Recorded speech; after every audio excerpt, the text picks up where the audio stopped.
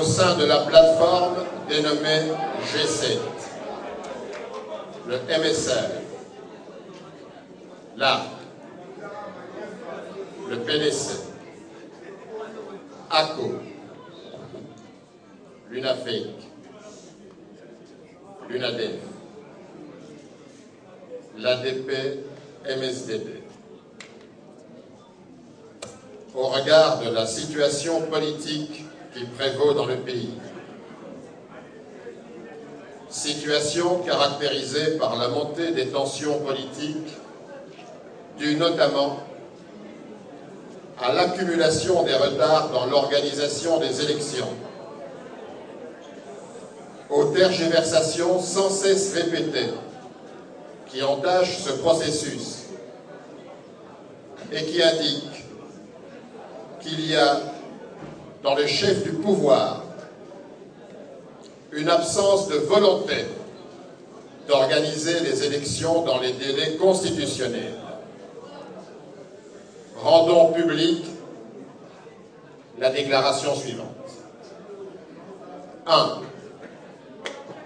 Le G7 demande avec insistance au gouvernement de cesser de mettre la pression sur la Commission électorale nationale indépendante, CENI, à ne pas publier le nouveau calendrier électoral aménagé. Le G7 sait que ce calendrier aménagé existe.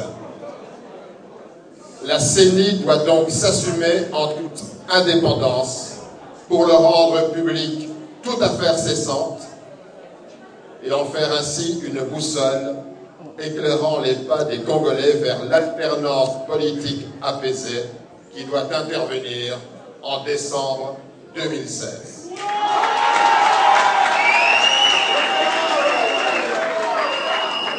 Deux. Le G7 demande aux parlementaires réunis en session budgétaire de dégager en priorité les ressources nécessaires pour l'organisation des élections nationales démocratiques de 2016 à travers des scrutins transparents et crédibles. 3. Le G7 estime que le dialogue politique promis depuis 6 mois n'a plus aujourd'hui de raison d'être.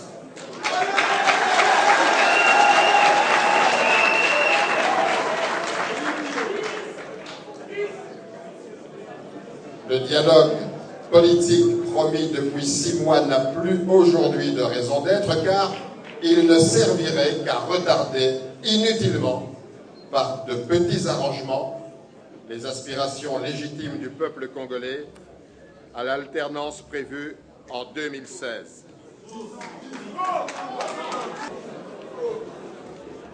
Concertation, il doit encore y avoir. Il appartient à la CENI. Et à la CENI seule de s'y employer dans le cadre habituel qu'elle a mis en place de manière à dégager le consensus et la mobilisation la plus large des forces politiques et sociales pour le respect de la Constitution. 4. Le G7,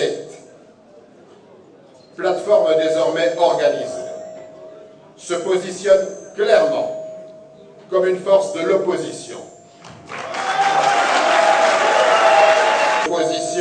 Clairement comme une force de l'opposition et on appelle à toutes les forces politiques et sociales, tant à l'intérieur que de la diaspora, convaincus de la nécessité d'assurer l'alternance politique, de se joindre à lui dans un large front républicain pour la réussite de ce combat.